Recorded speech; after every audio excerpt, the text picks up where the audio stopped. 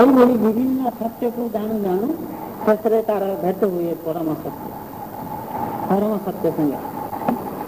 ସେଇ ପରମ ଶକ୍ତିକୁ କାଲିକୁ ମୁଁ କହିଥିଲି, ତାକୁ ଆମେ କହୁଛୁ ଈଶ୍ୱର, ତାକୁ ହିଁ କହୁଛୁ ଆତ୍ମା, ତାକୁ ହିଁ କହୁଛୁ ଭଗବାନ, ତାକୁ କହୁଛୁ ବ୍ରହ୍ମ। ଯେତେବେଳେ ଆମର ବ୍ରହ୍ମ ସାକ୍ଷାତ ହୁଏ ବା ଆତ୍ମ ସାକ୍ଷାତକାର ହୁଏ, ସେଇ ଶେଷ ସୀମାର ବିଷୟବସ୍ତୁକୁ ବୁଝିବାକୁ ଯାଇକରି ଆମେ ସେଠି କ'ଣ କହୁ, ଆମର ସ୍ୱରୂପକୁ କହୁ। ଅର୍ଥ ପ୍ରକୃତିରେ କହିବାକୁ ଗଲେ ବ୍ରହ୍ମ ଭାବକୁ ଲାଭ କରିବା ହିଁ ଆମ ସ୍ୱରୂପକୁ ଲାଭ କରିବା, ବ୍ରହ୍ମ ଭାବକୁ ଲାଭ କରିବା ହିଁ ଆମର ସ୍ୱରୂପକୁ ଲାଭ କରିବା ବୋଲି ବିଶ୍ୱାସ କରିବା। ଯଦି ଏଇ ଭାବକୁ ଯଦି ଆମେ ଗ୍ରହଣ କରିବା ନାହିଁ, ମାନେ ଭଗବାନ ପ୍ରାପ୍ତି ହିଁ ଆମର ଲକ୍ଷ୍ୟ ଯଦି କହିବ ତାହା ମଧ୍ୟ ଚଳିବ। ହେଲେ ଭଗବାନ ଯଦି ଏଇ ଭାବକୁ ଯଦି ଆମେ ଗ୍ରହଣ କରିବା ନାହିଁ, ମାନେ ଭଗବାନ ପ୍ରାପ୍ତି ହିଁ ଆମର ଲକ୍ଷ୍ୟ ଯଦି କହିବ ତାହା ମଧ୍ୟ ଚଳିବ। ହେଲେ ଭଗବାନଙ୍କ ଉଦ୍ଦେଶ୍ୟରେ ହିଁ ଆମେ ସବୁ ସାଧନା କରୁଛୁ ବୋଲି ବୁଝିବାକୁ ପଡ଼ିବ।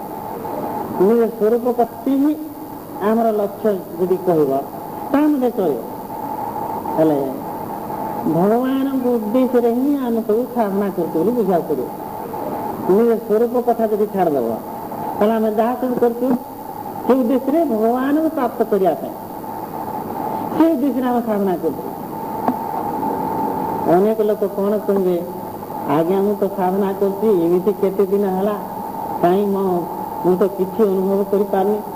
ପୁଣି ସାଧନାର ଥିଲା ଅବସ୍ଥାରେ ଆଉ ମୋ ମନ ତ ସ୍ଥିର ରହୁନି, ପୁଣି ସିଆଡ଼େ ମୋଟେ ବି ମୋର ମନ ଯାଉନି।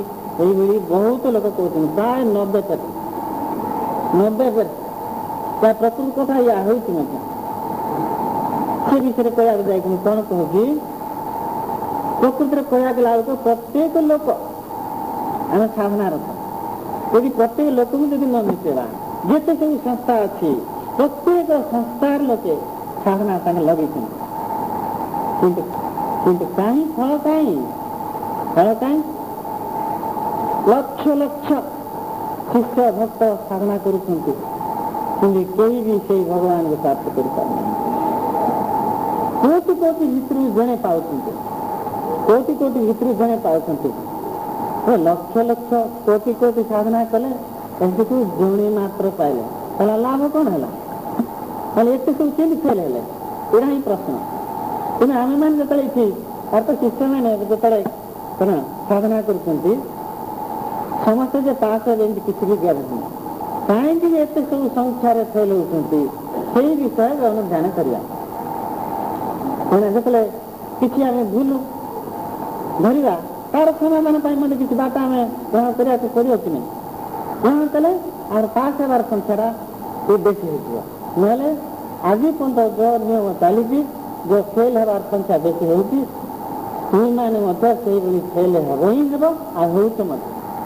କାରଣ ମୁଁ ଦେଖୁଛି ଆଜି ପର୍ଯ୍ୟନ୍ତ ଯେତେ ଦିନ ହେଲା ଦିବର୍ଷର ବିଷୟବସ୍ତୁ ସବୁ ଶୁଣି ଆସିଛ, ୟା ଭିତରେ 4-5 ଜଣ ମାତ୍ର ଯଥାର୍ଥଙ୍କୁ କହୁଛି, 4-5 ଜଣ ମାତ୍ର ଟିକେ ଟିକେ ଆଗଉଛନ୍ତି, ବାକି ସବୁ ବର୍ଷ ଫେଲ୍।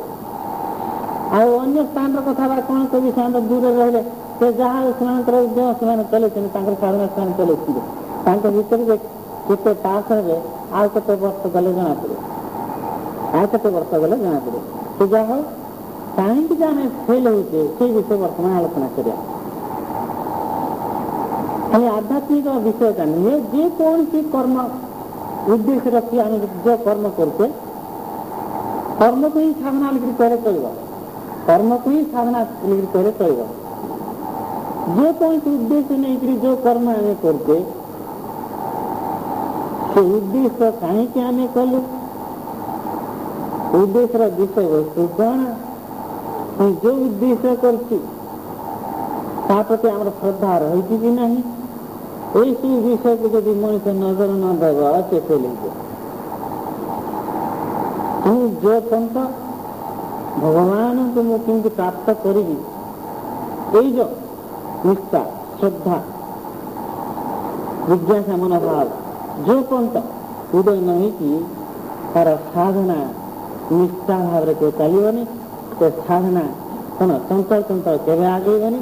धीर मंथुर गति चलो पशु जो मैंने केवल क्लास फेल हो जाऊना समस्त ठार कम मार्क आनिक ठीक है वही आनी फेल है वही है तेणु दिव्य दर्शन मोर आशा दिव्य दर्शन शिष्य मैंने निश्चित भाव में बेसी संख्यार पास हे तार कारण कौन दिव्य दर्शन से गोटे व्यवस्था सब रही एमती केत गुड़े व्यवस्था रही से व्यवस्था विषय नहीं बर्तमान कहवाक जाऊँगी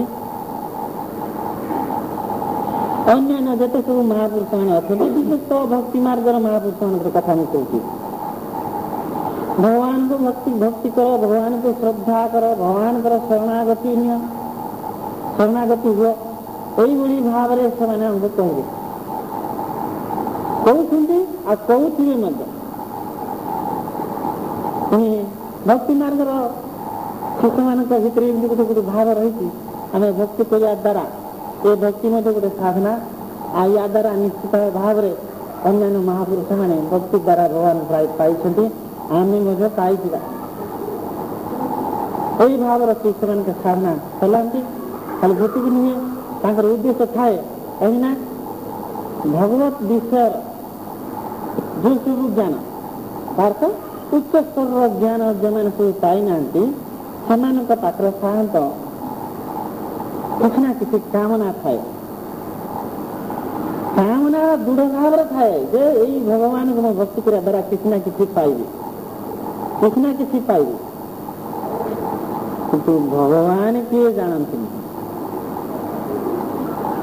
भल मान नहीं सुना भगवान को भक्ति कले किसी ना किसी पाइबी कहीं पाया मनोभाव तीसरा दृढ़ थाए किंतु भगवान जे किए कौन से विषय किसी धारणा थाए जदि मैंने पाइबे क्या पाइबे कहीं भगवान किए तो से जानी भगवान किए जानी ना क्या से पाइबे क्या पाइबे हमने किसी आभास हमें आगुरी किसी से विषय किसी आभास पाई तो से जिन प्राप्त करी से जिन थी बोधता को ये कले सीटा ये भाव में निश्चित भाव पाइबी ये गोटे साहस गोटे प्रेरणा आम पाखे प्रकाश पाइब जहाँ जो जिनस पाइबापी आम जाऊँ से जिनस विषय जब आम किसी धारणा नहीं तार साहस प्रेरणा कुआड़े प्रकाश पाइब कि उद्देश्य रही निश्चित भाव में से भगवान को पाइबे कहीं पाइबा द्वारा किसी ना किसी मागे कहीं सकाम भक्ति मान भक्त मैंने ये भाव सब थके जाए भगवान को पाइले किसी ना किसी मागे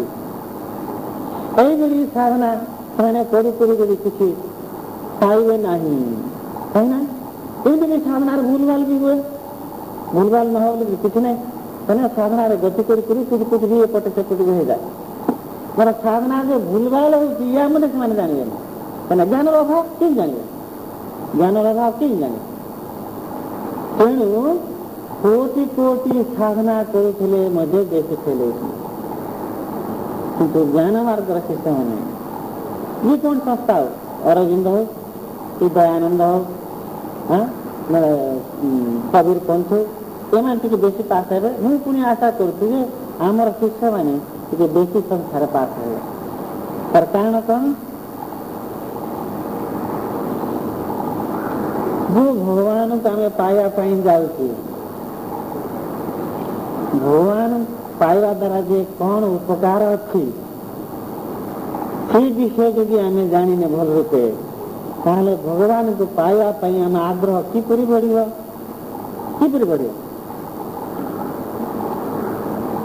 जो भगवान को आम पाइबा जाऊँ तो भगवान महानता बा अवदान विषय आम किसी ज्ञान नहीं आमर साहस बा प्रेरणा उत्साह ये सब केमी प्रकाश पाए वही प्रश्न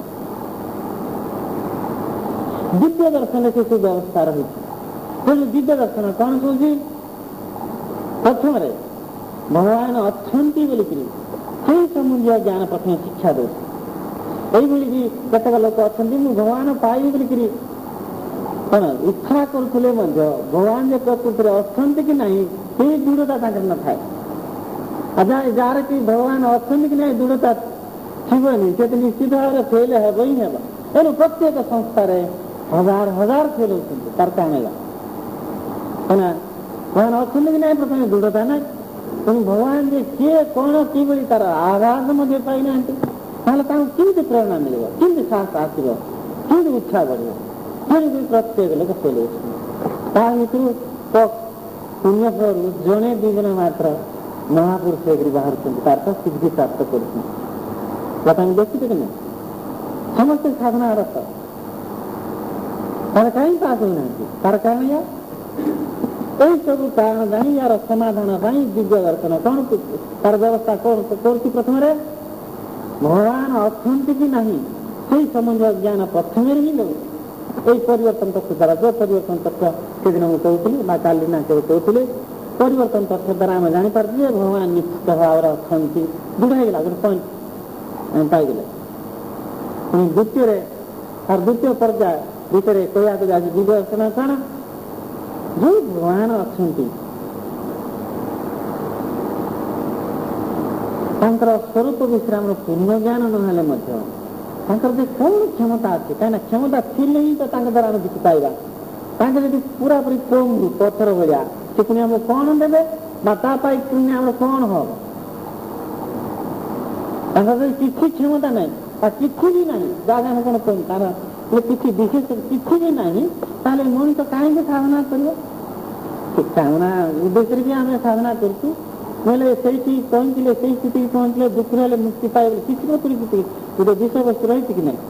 ସେଇ ସମ୍ବନ୍ଧୀୟ ବିଷୟବସ୍ତୁ ଯଦି କିଛି ଆମେ ଜାଣିନେ ବା କିଛି ବି ପ୍ରକାଶ ପାଉନି, ତାହେଲେ ଏ କାହିଁକି ସାଧନା କରିବ? ତେଣୁ ଦିବ୍ୟ ଦର୍ଶନ କ'ଣ କହୁଛି? ସେଇ ଭଗବାନଙ୍କ ପାଖରେ କ'ଣ ସବୁ ପ୍ରକୃତରେ ରହିଛି ସେଇ ସମ୍ବନ୍ଧୀୟ ଜ୍ଞାନ ମିଳୁଛି। ତାର ନିଶ୍ଚିତ ଗୋଟେ ଦୃଢ଼ ହେଇଯାଉଛି ଯେ ଭଗବାନଙ୍କର ନିଶ୍ଚିତ ଭାବରେ କିଛି ମହାନତା ରହିଛି, ଯାହାର କି ଏତେ ଗୁଡ଼ିଏ ସବୁ ମହାନତା ରହିଛି। ନିଶ୍ଚିତ ଭାବରେ ତା ଦ୍ୱାରା ସେ ଜୀବ କିଛି ନା କିଛି ପ୍ରାପ୍ତ କରିବ। ସେ ଜ୍ଞାନ ପ୍ରାପ୍ତି କରିବ ବୋଲି ବିଚାର କର, ନହେଲେ କିଛି ନା କିଛି ଧନରତ୍ନ ପ୍ରାପ୍ତି କରିବ ବୋଲି ବିଚାର ଯାଏ। ତେଣୁ ତାଙ୍କର ମହାନତା, ତାଙ୍କର ବିଶେଷତ୍ୱ ମଣିଷ ଅଛି ବୋଲିକରି ବିଶ୍ୱାସ କଲା ପରେ ହିଁ ୟାର ତାଙ୍କ ପ୍ରତି ଗୋଟେ ଆଶା ଆସିବ, ବିଶ୍ୱାସ ଆସିବ, ଶ୍ରଦ୍ଧା ଆସିବ, ଆଉ ଯାହା କିଛି ଆସିବା କଥା ଆସିବ ହିଁ ଆସିବ। ଏ ବିଷୟରେ ଯଦି ତାଙ୍କର ମହାନତା ବିଷୟରେ ଯଦି ସେ କିଛି ଜାଣିନି, ତାହେଲେ କାହାକୁ ଆଶ୍ରୟ କରି ସେ ଆଗେଇବ? ତେଣୁ ଦିବ୍ୟ ଦର୍ଶନ କ'ଣ କହୁଛି? ପ୍ରଥମରେ ତାଙ୍କ କ'ଣ ଅଛନ୍ତି କି ନାହିଁ ସେଇ ବିଷୟରେ ଜ୍ଞାନ ଦେଉଛି। ଦ୍ୱିତୀୟରେ ତାଙ୍କର ମହାନତା ବିଷୟରେ ସେ ସବୁ କିଛି ଶିକ୍ଷା ଦେଉଛି। ମହାନତା ବିଷୟ ଜାଣିନେଲା ପରେ ତାଙ୍କ ଦ୍ୱାରା ଆମେ ଏଇଭଳି ଭାବରେ ଉପକାର ପାଉଛୁ, ତାଙ୍କ କ୍ରିୟାରେ ହିଁ ସବୁ କିଛି ହେଉଛି। ମୁଁ ଯେତେବେଳେ ତାଙ୍କୁ ପାଇବାକୁ ଇଚ୍ଛା କରୁଛି, ଏଇ ଶକ୍ତି ସାମର୍ଥ୍ୟ ତାଙ୍କ ଦ୍ୱାରା ହିଁ ମୁଁ ପ୍ରାପ୍ତ କରିବି, ତେଣୁ ମୁଁ ଆଗେଇ ପାରିବିନି, ଏଇ ଆସ୍ଥା ମୋତେ ଆସୁଛି। ତାପରେ ୟାର ଇଏ ସାଧନା ପଦରେ ଏ ଗତି କରିବାକୁ ବାଧ୍ୟ ହେଇଯାଉଛି, ଆଉ ସେଇଭଳି କ'ଣ ଶକ୍ତି ସାମର୍ଥ୍ୟ ନେଇ ସେ ଆଗେଇବାକୁ ବାଧ୍ୟ ହେଇଯାଉଛି। ଯେ ଏଇଭଳି ଭାବରେ ଆଗେଇବ, ତାର ଅଧିକା ମାର୍କ ଆସିବ କି ନାହିଁ? ନିଶ୍ଚିତ ଭାବରେ ଆସିବ ହିଁ ଆସିବ, ନିଶ୍ଚିତ ଭାବରେ ଆସିବ ହିଁ ଆସିବ। ଏଇ କଥା ଏତିକି ରଖି କଥାଟା ଆଉଥରେ ପଛକୁ ନେଇଯାଉଛି। ପ୍ରଥମରେ କ'ଣ କହିଥିଲି? ଆଜ୍ଞା ମୁଁ ତ ଭଗବାନଙ୍କ ଉଦ୍ଦେଶ୍ୟରେ କେତେ ସବୁ କ'ଣ ବୋଲେ ଶୁଦ୍ଧ ପବିତ୍ର ହୋଇକରି ନିର୍ଜନ ସ୍ଥାନରେ ବସି ତାଙ୍କୁ ଧ୍ୟାନ କରୁଛି, ତାଙ୍କ ବିଷୟରେ ସବୁ କିଛି ଚିନ୍ତା କରୁଛି, ମୋର ମନ ସ୍ଥିର ରହୁନାହିଁ। ଏହା ହେଲା ପ୍ରଥମ କମ୍ପ୍ଲେନ୍ ସମସ୍ତଙ୍କର। ତାର ଉତ୍ତର ଦିବ୍ୟ ଦର୍ଶନ କ'ଣ ଦେଉଛି? ସିଦ୍ଧାନ୍ତ ଯାହାର ମୂଲ୍ୟକୁ ଆମେ ଯେତିକି ଜାଣୁ, ସିଦ୍ଧାନ୍ତ ଯାହାର ମୂଲ୍ୟକୁ ଆମେ ଯେତିକି ଜାଣୁ, ଆମର ମନ ମଧ୍ୟ ଠିକ୍ ସେଇ ମୂଲ୍ୟ ଅନୁସାରେ କିଛି ସେ ଲାଗିବ ହିଁ ଲାଗିବ। ଯେମିତିକି ଆମେ ହୀରାର ମୂଲ୍ୟକୁ ବେଶୀ ବୋଲିକି ଜାଣିଛୁ, ତାଠୁ ସୁନାର ମୂଲ୍ୟ ଉଣା ବୋଲିକି ଯଦି ଆମେ ଜାଣିବା, ଆମର ମନଟାକୁ କୋଉଠି ଲାଗିବ? ହୀରା ପାଖରେ, କାହିଁକିନା ତାର ମୂଲ୍ୟକୁ ଆମେ ବେଶୀ ଜାଣିଛେ ନା ନାହିଁ? ସେମିତି ମାଟିର ମୂଲ୍ୟ ଯଦି ଉଣା ହେଇଥିବ, ସୁନାର ମୂଲ୍ୟ ଯଦି ବେଶୀ ହେଇଥିବ, ଆମର ମନଟା କୋଉଠି ଲାଗିବ? ସୁନା ପାଖରେ। ଯେତେ ମୂଲ୍ୟବାନ ବିଷୟବସ୍ତୁ, ତାର ତ ଭଗବାନ ମୂଲ୍ୟବାନ ବୋଲ, ଯୋଉ ମୂଲ୍ୟକୁ କଳ୍ପନା କରିହେବନି, ଯୋଉ ମୂଲ୍ୟକୁ କଳ୍ପନା କରିହେବନି। ଯେମାନେ ଜ୍ଞାନୀ ତାଙ୍କୁ ସିନା ମୂଲ୍ୟବାନ ବୋଲିକି ବୁଝିଲେ, ଯେ କିଛି ଜାଣିନି ମୂଲ୍ୟହୀନ ବୋଲିକି ବୁଝୁଛି, ତାର ତ ମୂଲ୍ୟ ବିଷୟରେ କିଛି ବି ଧାରଣା ନାହିଁ, ଆଉ ତାର ମନ ସେଠି କେମିତି ଲାଗିବ? ଏଇଟା ହିଁ ପ୍ରଶ୍ନ। ତାର ମନ ସେଠି କେମିତି ଲାଗିବ? କାହିଁକିନା ତା ମୂଲ୍ୟ ବିଷୟରେ ଆମର କିଛି ଧାରଣା ନାହିଁ ନା, ଆଉ ମନ କେମିତି ଲାଗିବ? ତେଣୁ ଆମେ ମଧ୍ୟ ଏବେ ଦେଖୁ, ଯଦି ସୁନାର କ'ଣ ସୁନା ହୀରାକୁ ଯଦି ରଖିବା, ହୀରାକୁ ଟିକେ ବେଶୀ ଜାଗ୍ରତ କରିବା, କାହିଁକିନା ସେଟା ବେଶୀ ମୂଲ୍ୟବାନ ବୋଲି ଆମେ ଜାଣିଲେ। ସୁନା ଗୋଟେ ଜ୍ଞାନ କରିବା। କିନ୍ତୁ 100 ଟଙ୍କା ନୋଟ ରଖିବା, 500 ଟଙ୍କା ନୋଟ ରଖିବା, 100 ଟଙ୍କା ଟିକେ ଜାଗ୍ରତ କରିବା, 500 ଟଙ୍କା ନୋଟ ଟିକେ କ'ଣ ହେ ଜ୍ଞାନ ଭାବରେ ତାକୁ ଆମେ ରଖିବା। ହେଲେ ସିଦ୍ଧାନ୍ତ କ'ଣ? ଯାହାର ମୂଲ୍ୟକୁ ଇଏ ମଣିଷ ଯେତେ ଜାଣିବ ତାର ମନ ସେଠି ଲାଗିବ, ଆଉ ସେ ଅନୁସାରେ ତାର ସବୁ ବ୍ୟବସ୍ଥା କିଛି କରୁଥିବ। ହେଲେ ଯେତେବେଳେ ଇଏ ଭଗବାନଙ୍କୁ ଜାଣିବାକୁ ଇଚ୍ଛା କରୁଛି ବା ଭଗବାନ ପ୍ରାପ୍ତ କରିବାକୁ ଇଚ୍ଛା କରୁଛି, ଭଗବାନଙ୍କ ବିଷୟରେ ଯଦି କିଛି ବି ସୂଚନା ପାଇନି, ତାହେଲେ ୟାର ମନ ସେଠି କେମିତି ରହିବ ଇରାଣୀ ବିଷୟରେ? ତେଣୁ ଆମର ମନଟା କିଛି ଲାଗୁନି, ଆମର ମନଟା କୁଆଡ଼େ ଥାଉଛି? ସଂସାର ଆଡ଼କୁ। ତାର ତ ଭୋଗ ବିଳାସରେ ଥାଉଛି, ଘର ଆଡ଼କୁ ଥାଉଛି, ପୁଣି ଯାହାକୁ ଆମେ ଭଲ ପାଉଛୁ ଏପଟେ ଥାଉଛି। ଆମେ ତ ଭଗବାନଙ୍କର ବିଷୟବସ୍ତୁ କିଛି ଜାଣିନି, ଆଉ ଭଗବାନ ଆଡ଼କୁ ମନ କେମିତି ଧାଇଁବ, କେମିତି ରହିବ? ତେଣୁ ଯେତେ ସବୁ ତୁମେ ଘଣ୍ଟା ଘଣ୍ଟା ବସିଲେ ମଧ୍ୟ ଭଗବାନଙ୍କର ବିଷୟ ଚିନ୍ତା କରିକି ମନଟା ସେ ପଟାଉ ଯିବନି, କାହିଁକିନା ତା ବିଷୟରେ ତ ଆମର କିଛି ବି ଜ୍ଞାନ ନାହିଁ, ଆଉ କେମିତି ରହିବ? ତେଣୁ ମନ ବାର ବାର ଏପଟେ ଫେରି ଆସିବ, ଫେରି ଆସିବ ହିଁ ଆସିବ। ସେତେବେଳେ ଆମେ କ'ଣ କହୁଛୁ?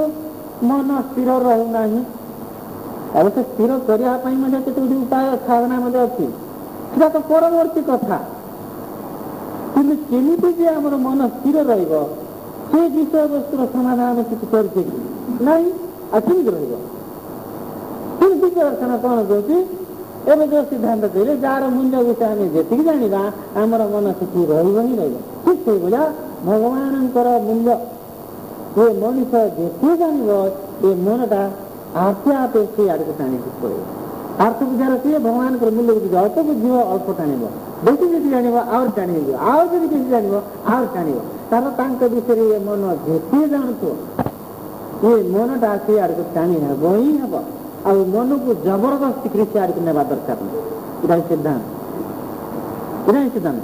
ଆମେ ଏବେ କ'ଣ କରୁଛୁ? ତାଙ୍କ ବିଷୟରେ ଅଜ୍ଞ କିଛି ବି ଜାଣିଲେ ଏ ମନକୁ ଜବରଦସ୍ତି ତାଙ୍କର ନାମରେ ହେଉ ତାଙ୍କ ରୂପରେ ହେଉ ଲଗାଉଛି, ଆଉ ସେ ମନଟା କେମିତି ପଡ଼ିଯିବ? ତେଣୁ ସେ ଯାଇକରି ଛୁଁଛି, ଆଉ ଥରେ ଫେରି ଆସେ, ଆଉ ଥରେ ଲଗେଇବା ତାଙ୍କ ନାଁ ୟା ରାମ, ରାମରେ କ'ଣ ମଙ୍ଗଲ ଏପଟେ ପୁଣି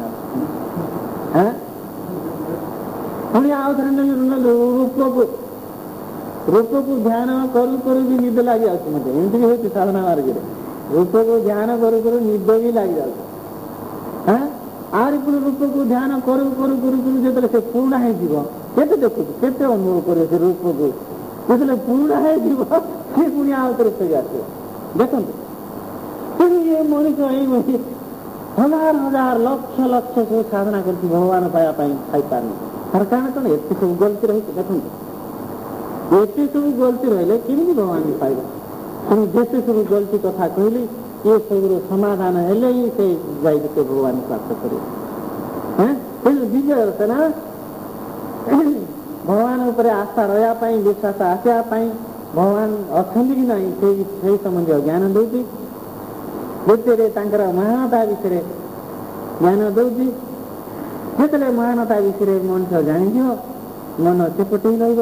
କାହିଁକିନା ମୁଁ ଚାହୁଁଛି ଯେ ମୋତେ ଯେମିତି କେବେ କୌଣସି ବିପଦ ଆପଦ ପଡ଼ିଲେ ଆମର ସାଙ୍ଗସାଥିକି ଆମେ ଖୋଜୁ, ପୁଣି ସାଙ୍ଗସାଥି ଖୋଜିଲେ ତ ହେବନି, ଖୋଜିଲେ ଯେ ବିପଦ ଆପଦ ରକ୍ଷା ପାଇବନି, ସେଥିରେ ପୁଣି ଆହୁରି ବୁଦ୍ଧି ଚିନ୍ତା କ'ଣ ବୁଦ୍ଧି ପ୍ରୟୋଗ କରୁ। ପ୍ରକୃତିରେ ମୋ ଯେଉଁ ସାଙ୍ଗର ଆଶ୍ରୟ ନେବି ସେ ପୁଣି ବିପଦରେ ମୋତେ ରକ୍ଷା କରିପାରିବ ତ? ତାର ତ ବଳ ନାହିଁ, ପୁଣି ସେ କୋଉଠି ପାରିବ? ପୁଣି ତାର ତ ବୁଦ୍ଧି ଯା ନାହିଁ, ସେଠି ଯାଇକରି ପୁଣି ସେ କ'ଣ କରିବ ବା କ'ଣ କରିବ? ଚିନ୍ତା କରୁଛୁ କି ନାହିଁ? ଯଦି ସେ ସେଇଭଳିଆ କାମରେ ଯଦି ସେ ପାରଙ୍ଗମ ହେବାର ଯୋଗ୍ୟ ହୋଇଥିବ, ସେଇ ଲୋକଟା ପ୍ରକୃତିରେ ସେ କାମ ହାସଲ କରି ଆମର ବିଶ୍ୱାସ ଆସୁଛି କି ନାହିଁ? ମନଟା ଆସିକି ଯାଉଛି କି ନାହିଁ? ତା ସାଙ୍ଗରେ ଆମର ସମ୍ପର୍କ ସ୍ଥାପନ କରୁଛି କି ନାହିଁ? ଠିକ୍ ସେଇଭଳିଆ ଭଗବାନଙ୍କର ମହାନତା ବିଷୟରେ ଏ ମଣିଷ ଯେତେ ଜାଣିବ ଭଗବାନଙ୍କ ପ୍ରତି ସେତେ ଆସ୍ଥା ଆସିବ। ଆସ୍ଥା ନ ଆସିବାର କାରଣ କ'ଣ? ଭଗବାନ ବିଷୟରେ କିଛି ବି ଜାଣିନେ, ତା ମହାନତା ବିଷୟରେ କିଛି ଜାଣିନେ, ଆସ୍ଥା କେମିତି ଆସିବ? ଆଉ ଯେତେବେଳେ ଆସ୍ଥା ଆମର ତାଙ୍କ ପ୍ରତି ନାହିଁ, ଆଉ ଆମେ କି ସାଧନା କରୁଛୁ? ଆଉ ସାଧନାର ଉଦ୍ଦେଶ୍ୟ ବା କ'ଣ, ଆଉ ଫଳ ବା କ'ଣ? କିଛି ନାହିଁ, ସବୁ ଯାକ ମିଳିଗଲା। ଦେଖନ୍ତୁ, ସବୁ କିଛି ମିଳିବ। ତେଣୁ ଦିବ୍ୟ ଦର୍ଶନ ପ୍ରକୃତି ଏଇସବୁକୁ ଅନୁଧ୍ୟାନ କରି ତାର ସମାଧାନ ଗୋଟେ ଗୋଟେ କରି ସେ ବୁଝଉଛି ଏଭଳି ଭାବରେ। ତାର ତ ଭଗବାନ ପ୍ରଥମେ ଅଛନ୍ତି କି ନାହିଁ ସେ ବିଷୟରେ ବୁଝଉଛି। ତାପରେ ତାଙ୍କର ମହାନତା ପ୍ରକୃତିରେ ଯେ କିଭଳି ଭାବରେ ପ୍ରକାଶ ପାଉଛି, କିଭଳି ଭାବରେ ଅଛି महानता से संबंधी ज्ञान दूसरी जो महानता जाणिक पूर्ण आस्था ये मनुष्य राशि जाऊँगी से ये मन को किसी लेकर जबरदस्ती लेकर छुआ दरकार नहीं आपे आपे से जाणी छड़ा से कम आस लग पार आपको द्वारा ही सब किसी हम यही मत यही विपद आपद रक्षा करेंगे यही ज्ञान मत देवे मुझे प्राप्त करने जाऊँगी से साहस शक्ति से मत देवे ही देवे यही दृढ़ विश्वास तार जन्म तापर जाकरी यही साधना पथरे आगे आगे से सब तृतीय स्तर कथा कौन होती स्वरूप ज्ञान कथा तेणु दिव्य दर्शन शेष यही दुईटा शिक्षा कला जाकरी स्वरूप ज्ञान कथा कहती सब तुमको सीना आगे आभास दिखाला भगवान किसी रही बोलिकी कि प्रकृति आहरी किसी जानवर अच्छी विषय से संबंधी ज्ञान जब तुम ना ताले तुम्हें क्या जाकरी प्राप्त कर जमीक रंग दीक्षा देखाला सी होती गोरा टे आभास दिखाला हाँ नाक अच्छी कि नाक लंबा कि छोट आर पुणी के जानवर अच्छी कि ना हाँ मैंने एक उच्च हाथ गुणा भी थाई पारे यही भाया गुण आगे कहला से गुण मैं तारतम्य अच्छी यही किसी निच्छी विषय सब आम के पाइबा जो स्वरूप ज्ञान देख से स्वरूप ज्ञान विषय जार पूर्ण धारणा हम बुझा कहे सी ही लाभ होता पुणी हमारा शिष्य प्रभुराम दास कहते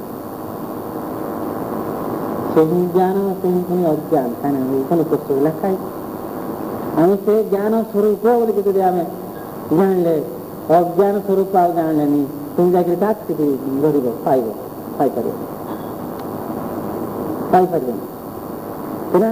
सब विषय जानले ही आम चिन्हले जो कौन विषय हो जो जिस को आम जी जानले तार अर्थ सिद्धांत जो विषय को आम जी जानले आम से पाइले यहाँ सिद्धांत जो कौन विषय आम जी जानले आम से पाइले बुझा कहे सुनार विषय धनिया जाओ सुनार विषय आम जी जानले से पाइले कि आम ठार वैज्ञानिक मैंने आहरी भी बेसी जानते सुनार विषय तेणु से कम लगे पार्टी उपकार पाँच तेणु जी जानले आम जी पाइले जो सिद्धांत कथा कहली हाँ ठीक सेमती ब्रह्मंकर स्वरूप विषय जब आम पूर्ण धारणा आसनी ताल आम ब्रह्म को पाइने बोली ही विचार कर पाइले किसी आम जो बाट चलु निकटतर हो कि नहीं हो निश्चय निश्चित भाव में निकटतर हो कि प्रकृत में पूर्ण भाव जो पाया कथा आम आई पारे ना तेणु शास्त्र ताकू तीन भाव विभक्त करके सब बुझे आगे क्लीयर करके दिव्य दर्शन प्रथम अस्तित्व को से प्रमाण कर महानता भितर से बुझुची तृतीय जाकि स्वरूप विषय जिते मनुष्य धीरे धीरे धीरे धीरे प्रत्येक विषय को जाना इच्छा करुच्ची शेष जाकि पाई जाए ये जो पाया भितर जहाँ सब आम कलु या साधना अस्तित्व विषय जाना साधना महानता विषय जाना साधना स्वरूप विषय जाना साधना ये कौन कहला कि यही साधना से साधना कर तो सीधा सड़क ज्ञान मार्गर साधना अच्छी श्रवण मनन ये क्रियायोग भाया या कले ही पाइब माला भक्ति जोग भाया माला गड़ेले ही पाइब या सब कहला कि कुछ भी नहीं तुम्हें माला गड़ाओ कि क्रियायोग कर अष्टांग योग कर जहाँ द्वारा तुम्हें से संबंधी ज्ञान प्राप्त करू तो कहला साधना जहाँ द्वारा से संबंधी ज्ञान अस्तित्व संबंधी ज्ञान बोलो महानता संबंधी ज्ञान बोलो स्वरूप ज्ञान बोलो से संबंधी ज्ञान जहाँ द्वारा तुम्हें प्राप्त करू तो कहला साधना ये मनुष्य प्रति मुहूर्त कौन साधना कर चलती प्रत्येक मनुष्य साधना कर प्रथम मुझे कौन कही कि भगवान को प्राप्त किभली भाव में लाभ कर जे उद्देश्य रखिक प्रति मुहूर्त जो कर्म कर बुझा कर से ही साधना कर जे कि से उद्देश्य न रखी साधना करती से साधनार मूल्य किसी भी नहीं अच्छे केमती पाइब ସାଧନା କରୁଛି ସତ, ଆଉ ସେ ସାଧନାର ଯଦି କିଛି ବି ଉଦ୍ଦେଶ୍ୟ ନାହିଁ ଆଉ ସେ କ'ଣ ପାଇବ? କିଛି ବି ପାଇବନି। ତେଣୁ ପ୍ରଥମରେ ଜ୍ଞାନ ମାର୍ଗର ଯେତେ ସବୁ ସଂସ୍ଥା ରହିଛି, ଆମେ ଦୁଃଖ ପାଉଛୁ, ଦୁଃଖରୁ କିଭଳି ଭାବରେ ଆମେ ଉଦ୍ଧାର ପାଇବା, ଏହା କହିବା ସଙ୍ଗେ ସଙ୍ଗେ ପୁଣି ଆଉ ଥରେ କୌଣସି ଆଭାସ କ'ଣ ଦିଆହେଉଛି ତାଙ୍କୁ, ପ୍ରକୃତରେ ତୁମେ ବ୍ରହ୍ମ, ସେଠୁ ଖସି ଆସିକି ବର୍ତ୍ତମାନ ଗୋଟେ ନିର୍ଦ୍ଦିଷ୍ଟ ରୂପ ଧାରଣ କରିଛ। ଏଇ ରୂପକୁ ଛାଡ଼ି ପୁଣି ଆଉ ଥରେ ଯେତେବେଳେ ନିଜ ସ୍ୱରୂପକୁ ଲାଭ କରିବାକୁ ଯିବ, ସେତେବେଳେ ସେଇ ସମ୍ବନ୍ଧୀୟ ଜ୍ଞାନ ଶିକ୍ଷା କରି ଧୀରେ ଧୀରେ ଆଗେଇ ଯିବାକୁ ପଡ଼ିବ। ସେତେବେଳେ ଯାଇକରି ନିଜ ସ୍ୱରୂପକୁ ଲାଭ କରିବ। ସେ ଆଭାସ ନ ଦିଆଯାଉଛି, କିନ୍ତୁ ସେ ଆଭାସ ନ ଦେଉନୁ। ଖାଲି ଦୁଃଖ ତୁମେ ଭୋଗୁଛ, ଦୁଃଖରୁ କିପରି ଉଦ୍ଧାର ହବ ଏଠି ଯଦି କହିବା, ଏ ସାଧନା ତୀବ୍ର ହବନି। କାହିଁକିନା ଦୁଃଖରୁ କେମିତି ଉଦ୍ଧାର ହବ ସେ ଉପାୟ ଏକା ଚିନ୍ତା କରିବ, କିନ୍ତୁ ତାଠାରୁ ଯେ ଆହୁରି କେମିତି ବଡ଼ ଲକ୍ଷ୍ୟ ରହିଛି, ଏଇ ଭାବ ଯେତେବେଳେ ତା ମୁଣ୍ଡକୁ ଛୁଇଁବ, ତାର ଏ ସାଧନାର ଗତି ଚଞ୍ଚଳ ଆହୁରି ତୀବ୍ର ହେଇ ଉଠିବ। ଯେମିତିକି ଉଦାହରଣ, ଆମେ ସବୁବେଳେ କ'ଣ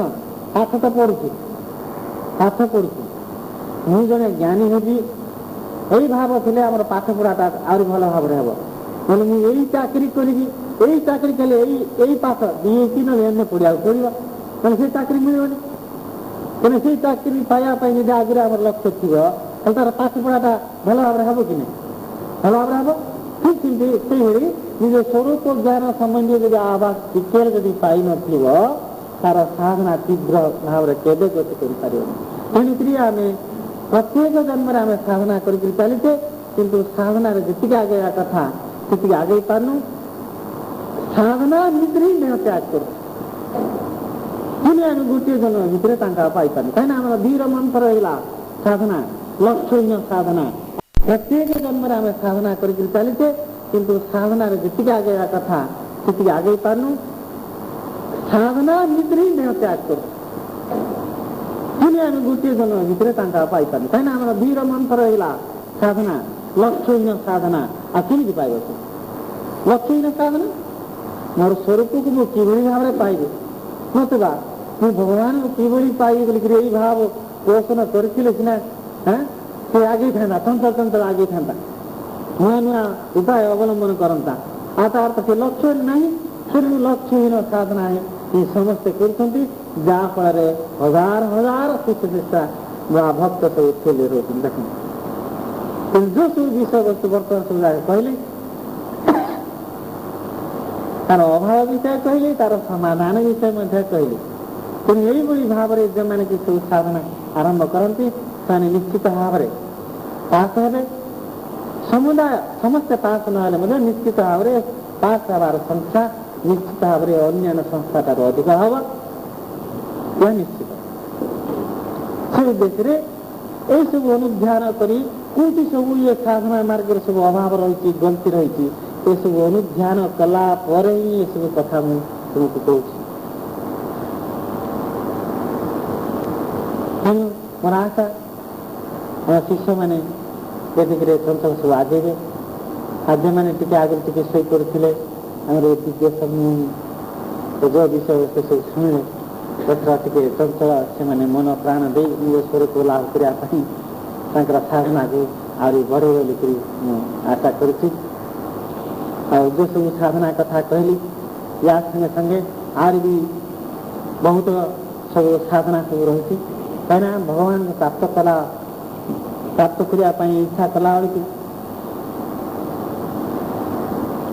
ନିଜେ ଶକ୍ତିବାନ ହେବାକୁ ପଡ଼ିବ। କାହିଁକିନା ଶକ୍ତିବାନ ନହେଲେ ସାଧନା ମାର୍ଗରେ ଦେଖିଲେ ବିପଦ ଆପଦ ଆସିଥିବ, ଅନେକ ସମୟରେ ପଥହରା ମଧ୍ୟ ହେଇଯିବାକୁ ପଡ଼ୁଛି। ସେସବୁଥିରେ ନିଜକୁ ରକ୍ଷା କରିବା ପାଇଁ ମଧ୍ୟ ତାର ସାଧନା ସବୁ ମଧ୍ୟ କେତେ ସବୁ ରହିଛି। ସେହିସବୁ ସାଧନା କରିବା ଦ୍ୱାରା ଆମେ ସବୁ ପ୍ରେରଣା ପାଇବା, ଶକ୍ତି ପାଇବା, ଆଉ ଆଗେଇବା ପାଇଁ ଆହୁରି ସବୁ ନୂଆ ନୂଆ ସୂତ୍ର ସବୁ ପାଇବା। ଏଇଭଳି କେତେକ ତାର ଉପସାଧନା ବିଷୟରେ ମଧ୍ୟ ଆମର ଶିଷ୍ୟମାନଙ୍କୁ ଦୀକ୍ଷା ଦେଲା ବେଳକୁ ମଧ୍ୟ କେତେ କୁହା ହେଇଛି। ଆହୁରି ମଧ୍ୟ କହିବାର ବାକ୍ୟ ଅଛି। ଦୀକ୍ଷା ପରେ ମଧ୍ୟ କେତେ ଜଣଙ୍କୁ କହିଛି, ଆହୁରି ମଧ୍ୟ କହିବାର ବାକ୍ୟ ଅଛି। तेणु जो मैंने प्रकृति में भगवान को प्राप्त करार इच्छा अच्छी से निजे को सबल सुस्थ सबल गढ़िया ना साधना मार्ग गढ़िया जो सब उपसाधना सब जाक रही से सब शिक्षा कर जन शक्तिमान करूँ भगवान कारण भगवान प्राप्ति करने दिगरे आम जो लक्ष्य रही से दिगरे आगे चेष्टा करी निजर जो चरम लक्ष्य भगवान प्राप्ति बा स्वरूप प्राप्ति का लाभ करते मोर इच्छा जो सब ज्ञान हासिल करती तो समस्त मोर समुदाय ज्ञान देवा इच्छा करुवा बेले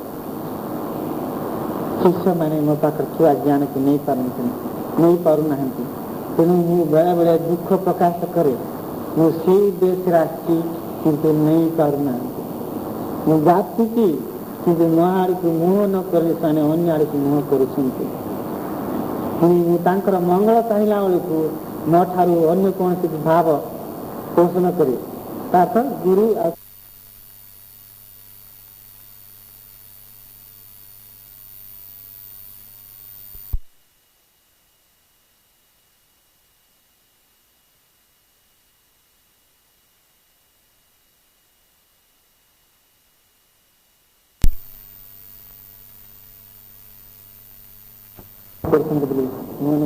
दुख बहुत अवश्य दुख नहीं न पाए कि प्रकृति बुझार अच्छे जो तुम की दुख उद्धार करने आसती किंतु अज्ञान बुद्धि पारना ये अनेक समय विचार कर दुख करे मैंने एते कहले मत बुझु ना कि मैंने माया मोहर पड़ते एत भी निद्रा आई जो निद्र की बात आम कुंभकर्ण निद कहना तार जो कुंभकर्ण निद भाईला कौन कराला बाजा बजा होता बाजा बजेले मत निद छाड़बनी बोल गरम पानी सब पका होता गरम पानी पकड़े बर्षार सब गोबा होता ये गाढ़ निद्रा निद्रा हाँ तुमको बेले बेले से करे अनेक समय मत करुँ जानी पारना तथा तुम निद भांगनी तेणु अनेक समय दुख करे जाओ यही समय विषय बसला पर जहाँ सब तुम किसी शुणिल जान तथर निश्चित भाव में तुम निद भांगे बोली मुझे आशा करुच्ची आमर गोकुलानंद दास पाखर से विषय शुणी रिपीट आउ थे द्वितीय बार रिपीट कला अपनी शुणिल तेणु मुझे आशा करुच्छे टे भल भाव बाजा फाजा बजा है गरम पानी पुणी आउ टे बेसी फुटुकला अवस्था पुणी बर्षा को पुणी दाढ़ कराला तथर निश्चित भाव में तुम मैंने निद भांगे मैं आशा करुच्ची जहाँ आमर जो लक्ष्य दिव्य दर्शन लक्ष्य निजर मंगल हवा संगे संगे दुनिया मंगल हो निजर मंगल विषय न चाहिए दुनिया मंगल करी यही भाव नहीं जो आम सब आगे निजी जब शक्तिशाली न करवा दुनिया सेवा आम कर शक्तिशाली करवा से संबंधी सत्य अर्थात सूत्र सब तत्व सब जाना दरकार जान से शक्ति से प्रेरणा से शासन जागृत हम तेणु जाम दुनिया मंगल करवा दुनिया मंगल जो आम करवा दुनिया भितर आम थी निश्चित भाव में आमर मंगल हम कि आमर मंगल को आख्यागे रखी दुनिया मंगल को जब गौण करदे अनेक सब विभ्राट आ भर आसी तेणु गीतार सकाम कर्म निष्काम कर्म कथा सब कहुई जो मैंने सब सकाम मनोभाव नहीं कर्म करती से सब आगे पारती है ना केमी चंचल काम हासिल हो भाव थाए ना मो कामटा केमी चंचल हासिल हो दरकार पड़े कुछ लांच भी देती कुछ गोड़ हाथ भी धरदी ना धक्का भी मारी था कि ना यही अनेक समय कामना रखिक निज स्वार्थ को लक्ष्य रखिक जब आम साधना मार्ग आगेगा अनेक सब यही आवेशवश अनेक समय भूलभाल हो संभावना साधु सन्त मुनि ऋषि महापुरुष मैंने सब कौन कहते सब अन्यर मंगल शांतियापाई सब मन प्राण देखिए चेष्टा कर निजर मंगल विचार कर ना कि भर आम मंगल मत साहित्य अच्छी निश्चित क्या आम जो अन्यर मंगल पाते अन्य भितर पुणी आम देखी ना आम संसार मंगल चाहते संसार भितर आम अच्छी कि ना पुणी ता भर आम मंगल निश्चित भाव साहित्य हम ए सन्देह हेल्ले गोटे कथा एवं मुझे कहूली जो आम अन्य सेवा करने जाऊँ निजे से शक्तिशाली हवा को प्रथम कौन चिंता करिया दरकार से संबंधी उपाय सब अवलम्बन करिया दरकार तापर अन्यर उपकार केमती हम से विषय जब आम मन प्राण देवा से केवे हेले आम ओहरी जावा नहीं कि जेकोसी विपद आपद आसिले आम पछई जावा नहीं से मनुष्य आगेब ही आगे तेणु अनेक समय क्लास भी सम्मान करूँ आम जो भगवान से दिव्य को प्राप्त करने को चाहूँ प्रथम कौन हवा दरकार निजे दिव्य हवा दरकार पुणी आर पुणी कहता तुम मान भगवान तो एते बड़ शक्तिशाली एते बड़ क्षमतावान भगवान ताकू जो आम पाइबा जाऊँ आम किसी क्षमतावान हवा दरकार ना से किसी से पहुँची पार से पथ को से अतिक्रमण कर तेणु मुझे से प्रस्तुत कर जमीक आम कौन अब देखा जो युद्ध लगे जो सब युद्ध कर प्रथम ट्रेनिंग दिया कि ना ट्रेनिंग देलापर से शक्ति सामर्थ्य अर्जन कलापर युद्ध करने पठाओ ना किसी न जान पठाओ किसी शिक्षा न जान पठाओ हाँ से जो आम अन्यर सेवा करने जाऊँ जीवु निजी प्रथम से प्रस्तुत करने पड़े मैं ये जो 3 दिन धरी जो आम दिव्य सम्मेलन है प्रथम दिव्य सम्मेलन उद्घाटन कला जी आह्वान देती प्रकृत जहाँ हूँ दिव्य सम्मेलन से 3 दिन भर आम कौन पाइले केवल दिव्य ज्ञान ही पाइले दिव्य ज्ञान पाइबा द्वारा निश्चित भाव आम शक्ति सामर्थ्य बढ़े बोलिक मोर आशा निश्चित भाव बढ़ तेणु जी बढ़ला से शक्ति सामर्थ्य आहरी किसी वृद्धि करने चेष्टा करवा हाँ यहाँ साधना या तो प्राथमिक साधना निजे निजी जदि कौन से भाया प्रस्तुत न कर पारा खाली अन्यर सेवा किपरि भाव कर अन्यर सुख शांति किपरि भाव आनदेव हाँ आ भगवान किपरि भाव पाइब ता तो सब जाक आई गण कर पद कहती समस्त शिशु शिक्षा मन रखा उचित आज जो दिव्य सम्मेलन शेष हवा जाऊँ 3 दिन धरिक समस्त संगे परिचित होती यही सद्भाव संजोनी रहू यही सद्भाव उत्तरोत्तर उन्नति हो जो मनोभाव नहीं दिव्य सम्मेलन आम जोग देलु यही भाव सब सब रहा सब वर्ष कि दिव्य सम्मेलन हो खाली इतका नुहे अन्य जो जो शाखा किसी केमती हम तार व्यवस्था हो जो मूल आमर जो प्रधान जो आश्रम मुख्य शाखा अच्छे शाखा तो नहीं मुख्य आश्रम जो रही संघ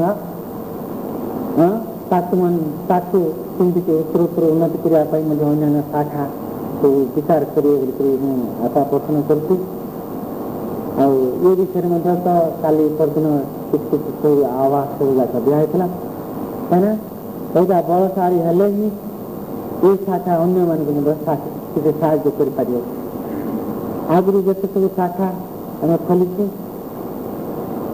शाखा तरफ के धर्म पुस्तक अर्थ आध्यात्मिक बहीपत्र किसी साहय करतेक असुविधावस्था आम टे धीमी जाइए आपण मैंने तो आगु आभास पाई तेणु से शाखा केमती सबल हेले अन्य मैंने सबल होती आपण मैंने विचार करने कथा तेणु ये शाखा प्रति ध्यान देवे ये शाखा संगे पूर्ण भाव सहयोग स्थापन करेंगे मुझे प्रतिश्रुति दूसरी तेरे आग भाया एथार आम शिक्षा मैंने आईनी एथर मन प्राण देकर एमाने लगी पड़े तुम मान संगे से सहयोग रक्षा करेंगे मुझे विचार जे आग भाया मुझे तुम रही हेनी मंगल उद्देश्य तुम उठापी जो निद्र शई पड़ उठापी मो निद गले जाऊ पछे तुमको उठेबी गुरु एक कथा कही स्वप्न देखने तुम निद भांग रोग कथा कहता छोट कथा नुहे गुरु कहना आम जहाँ कहूँ ता स्वप्न देखु जहाँ शुणी था जहाँ अनुभव कर आउे रिपीट हुए तुम निदे शुवा अवस्था गुरु आम निद भांगा के कही यही भाया स्वप्न देख तुम निद भांगे निश्चित अनेक कथा रही समय अभाव से सब टी कहूनी तुम मानकर मंगल मुझे उत्सर्ग कर उद्देश्य या भल भाव जाना मुझे उद्देश्य आसी समय अभाव हेतु मुझे आशा रखी अवश्य कहवा कथा नुहे कि तो प्राय आम समय अच्छा मो जीवन काल भितर न भया जड़े गुरु बाहर मोर इच्छा मोर आशा पूर्ण हो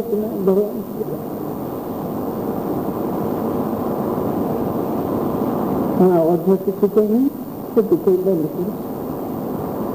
हरि